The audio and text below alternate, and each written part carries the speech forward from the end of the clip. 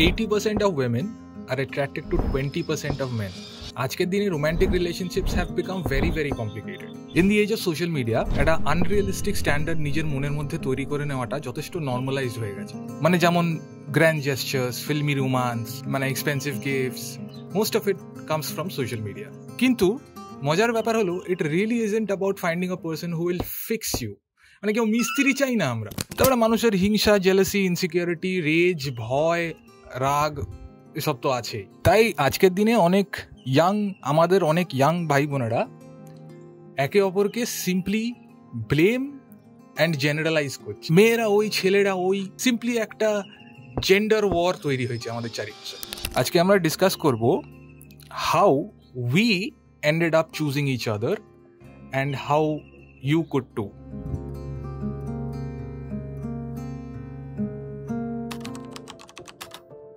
Okay, first things first.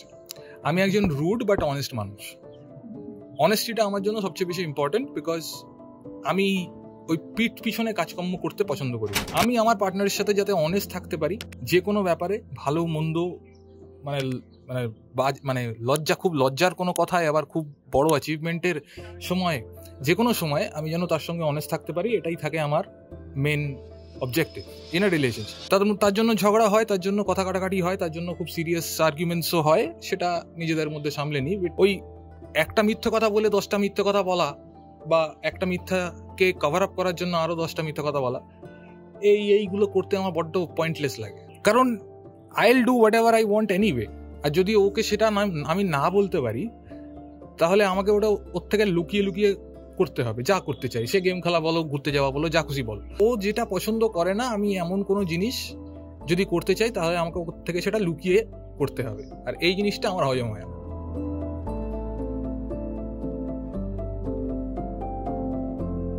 Possessiveness.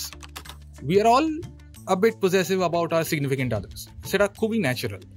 কিন্তু আমার যেটা মাথায় ঢোকে না, সেটা হচ্ছে এই যে বিভিন্ন ছেলেরা তাদের ওয়াইফেরা বা গার্লফ্রেন্ডরা যদি কারোর সাথে অ্যাফেয়ার করে, সেক্ষেত্রে তারা সবসময় ওই বাইরের ছেলেটাকে দোষ দেয় instead of their wife's or girlfriends.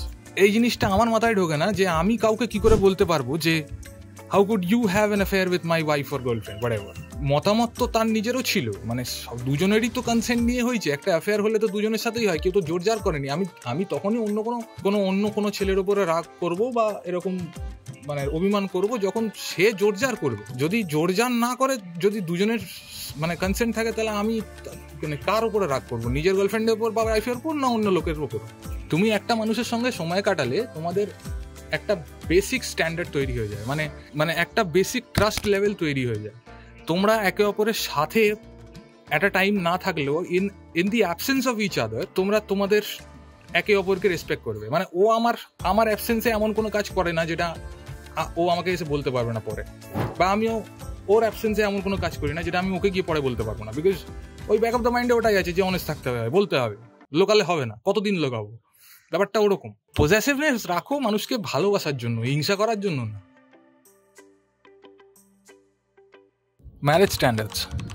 অনেক মেয়েরা এটা বলে, আমি কিন্তু রান্না করতে পারবো না, আমি কিন্তু বাড়ি পরিষ্কার করতে পারবো না, আমি কিন্তু ঘর ঝাড়পুছ করতে পারবো না, জামা কাপড় কাচতে পারবো না। ওয়েল, আমাদের ক্ষেত্রে এটা হয়েছে যে ও রান্না করতে পারে আমার থেকে ভালো। আমি এটা বলেছি জাস্ট বিকজ ও এই কাজটায় আমার থেকে ভালো, আমি চাইবো যেন ও এই কাজটা করে।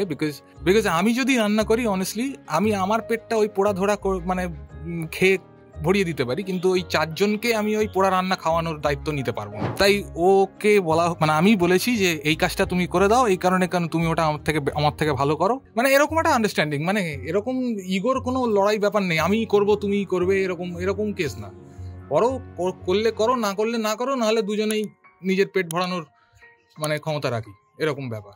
এটা is not a one sided story. মানে আমি যখন একটা মানুষের সঙ্গে ইনভলভ হচ্ছি, তখন তার ফাইন্যান্সিয়াল সিকিউরিটির একটা রেসপন্সিবিলিটি আমার মনে আসে। মানে আমি তার জন্য অগাধ পয়সা দিয়ে তাকে একদম স্পয়েল করে দেবো না, কিন্তু যদি দরকার পড়ে যেন আমি দিতে পারি।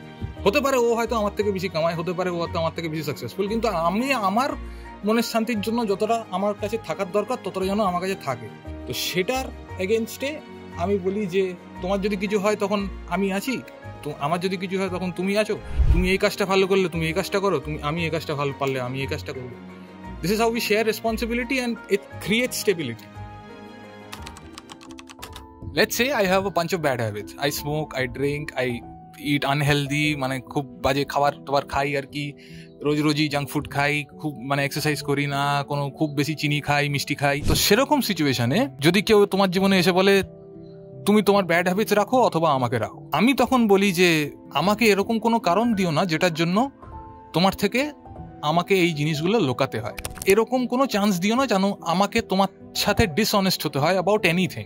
আমি আছি যতদিন আমার সাথে আমার ব্যাড হ্যাবিটসগুলোও আছে, তাতে যদি তুমি রাজি হও ভালো কথা, যদি না রাজি হও তাহলেও ভালো কথা। যেটা আছে সেটা সামনে আমি ফেলে দিয়েছি, এবার চুজ করবে না করবে না তোমার ব্যাপার। অ্যান্ড যেটা ইম্পর্টেন্ট হচ্ছে যে even if you have this bad habits, it's important how you use them. মানে তুমি কতটা উশৃঙ্খল, সোজা কথায় তুমি কোথাও বন্ধুদের সঙ্গে ড্রিঙ্ক করলে কিরকম ব্যবহার করছো, তুমি ড্রিঙ্ক এন্ড ড্রাইভ করছো কিনা, তুমি কোনো পাবলিক স্পেসে গিয়ে যেখানে নো স্মোকিং আছে ওখানে গিয়ে এমনি মানে ভকাল দেখানোর জন্য আর কি তুমি সিগারেট খাচ্ছ কিনা, এগুলো ডিপেন্ড করে। সবাই সবকিছু দেখে, সবাই প্যাটার্ন নোটিস করে। তুমি লোকজনের জন্য কতটা প্রবলেম্যাটিক হয়ে যাচ্ছ তোমার ব্যাড হ্যাবিটস এর জন্য, সেটা বেশি ইম্পর্টেন্ট। মানে তুমি তোমার ব্যাড হ্যাবিটস বলতে তোমার রেকলেস বিহেভিয়ারটাকে ইউনিকনেস বলে জাস্টিফাই করতে পারো না, কিন্তু ওই আর কি সবকিছুরই তো একটা লিমিট হয়। পাস্ট ম্যাটার্স, অনেক ছেলেদের এটা নিয়ে খুব বেশি ম্যাটার হয়, খুব বেশি ঝামেলা হয়, খুব বেশি চিন্তা হয় যে মানে তার গার্লফ্রেন্ডের বা তার ওয়াইফের পাস্টটা কিরকম। আমি বলবো হ্যাঁ, past does matter, but it isn't the only thing that matters. কারণ মানে নোটিস প্যাটার্নস, সে তোমায় কতটা রেসপেক্ট দেয়, তার বডি ল্যাঙ্গুয়েজ কি, তোমাকে কতটা ইম্পর্টেন্স দেয়, তুমি না থাকলে তোমাকে কতটা ইম্পর্টেন্স দেয়, তোমাদের মধ্যে কতটা মিউচুয়াল রেসপেক্ট অ্যান্ড আন্ডারস্ট্যান্ডিং আছে, এইগুলো দেখে তারপরে তুমি পাস্টের হিসাবটা মেলাতে হবে। তুমি মানুষটার সঙ্গে সময় কাটাচ্ছ, তুমি তো নোটিস করবে সে তোমার সঙ্গে কিরকম ব্যবহার করে, সে তোমায় কতটা ইম্পর্টেন্স দেয়, সে তোমার কতটা কথাবার্তা শোনে, সে তোমায় কতটা পাত্তা দেয়, মানে সে তোমার অ্যাবসেন্সে কি করে, সে তোমার সঙ্গে কতটা অনেস্ট থাকে, সে কতটা মিথ্যে কথা বলে, কতটা সত্যি কথা বলে, তুমিই তো দেখতে পাবে, তুমি তো প্যাটার্নটা নোটিস করতে পারবে, সেও পারবে তুমি যদি কোনো কিছু করো। মজার ব্যাপার হলো সব কিছু যদি ঠিকও থাকে, পাস্টও যদি ভালো হয়, প্রেজেন্টও যদি ভালো হয়, সব কিছুই যদি ভালো হয়, তাহলেও অনেক সময় কিছু আননেসেসারি সিচুয়েশন হয়ে যায় অনেক লোকের সাথে।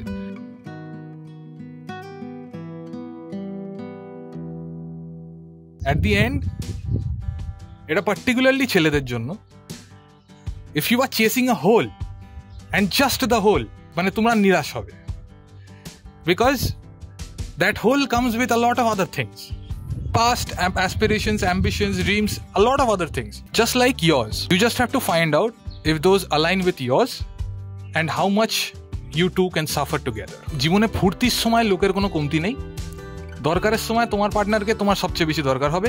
অ্যান্ড এরকমও একটা আলোচনা হয়, এরকমও অনেক কথা অনেকের কানে যায় যে 2 বছরের মেয়ের আলাপের জন্য 20 বছরে বাবা মার সম্পর্ক ভুলে যাচ্ছিস।